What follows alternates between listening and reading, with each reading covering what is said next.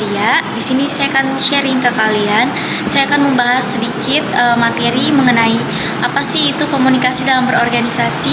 Nah, berikut saya akan menjelaskan poin pertama, yaitu A. Definisi komunikasi, yaitu di mana organisasi merupakan sekelompok masyarakat yang bekerja sama untuk mencapai tujuan tertentu.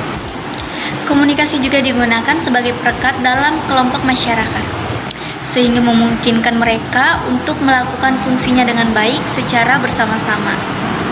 Berdasarkan pengertian yang tadi, ada beberapa unsur yang terdapat dalam sebuah organisasi, yaitu yang pertama, organisasi merupakan suatu sistem sosial yang terdiri atas dua orang atau lebih, sehingga menjadi interaksi antar individu. Oke, di poin selanjutnya yaitu hubungan organisasi dan komunikasi. Organisasi dan komunikasi adalah dua hal yang tidak dapat dipisahkan. Karena tanpa adanya komunikasi, suatu organisasi tidak akan terbentuk. Pola komunikasi organisasi yang baik. Organisasi terdiri dari sejumlah orang. Ia melibatkan keadaan saling tergantung. Ketergantungan memerlukan koordinasi masyarakat, komunikasi. Selanjutnya, secara umum terdapat dua macam jaringan komunikasi dalam organisasi, yaitu komunikasi formal dan komunikasi informal. Selanjutnya, tipe-tipe organisasi. Yang pertama, organisasi dengan orientasi ekonomi. Yang kedua, organisasi dengan orientasi politik. Yang ketiga, organisasi yang berorientasi integrasi. Yang keempat, organisasi yang berorientasi pada pola penglihatan. Selanjutnya, manfaat mempelajari pola komunikasi. Yang pertama, memahami proses komunikasi yang terjadi dalam organisasi. Yang kedua, memahami pola komunikasi dalam organisasi. Yang ketiga, meningkatkan keterampilan berkomunikasi dalam organisasi.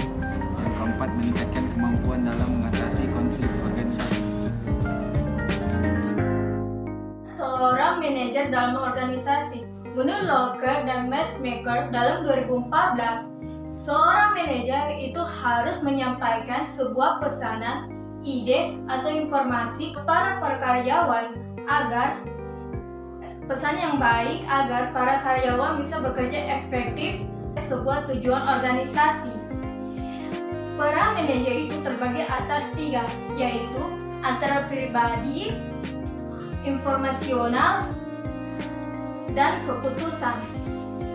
Informasi. Jaringan informasi itu berkaitan erat dengan ruang lingkup komunikasi. Pada bab pertama kita telah mempelajari bahwa ruang lingkup komunikasi itu meliputi dua, yaitu ruang lingkup internal dan eksternal. Sebuah organisasi itu harus menjaga keharmonisannya di dalam lingkungan internalnya maupun di eksternal. Dalam lingkungan internal maupun eksternal itu harus dijaga baik-baik agar sebuah organisasi itu bisa mencapai tujuannya dengan baik. Menurut Fick dan Wildorf telah merumuskan karakteristik komunikasi bisnis yang baik dan lancar, yaitu yang pertama, 1. Pesan komunikasi itu harus disesuaikan keadaan si penerima dan informasi yang dibutuhkan. Kedua, pesan bisnis itu harus mempertimbangkan waktu dengan biaya. Ketiga, pesan bisnis itu harus sesuai dengan tujuan-tujuan yang dibutuhkan. Dan terakhir, tujuan pesan bisnis itu harus si penerima tidak tersinggung. Sebelum mengirim sebuah pesanan, kata-katanya itu harus diperhatikan